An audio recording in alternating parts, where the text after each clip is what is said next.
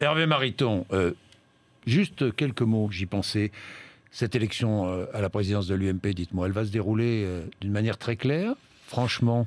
Écoutez, vous avez des doutes ou pas? Non, je pose des questions et à ces questions, je n'ai pas toujours de réponse. Je pense, pour tout vous dire, davantage par incompétence que par malice. Un jour, j'avais une discussion avec Christine Lagarde et elle m'avait répondu, écoute Hervé, entre complot et conneries, c'est plus souvent conneries. Bon, sage principe, Christine Lagarde est une femme de qualité.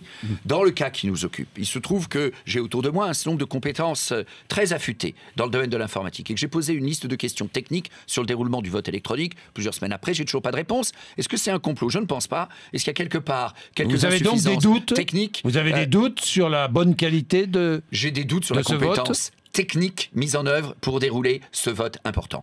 Et écoutez, en même temps, moi je suis candidat à une élection, je débat sur le fond, je ne vais pas passer mon temps à demander à l'arbitre d'intervenir. Je suis dans le combat à fond.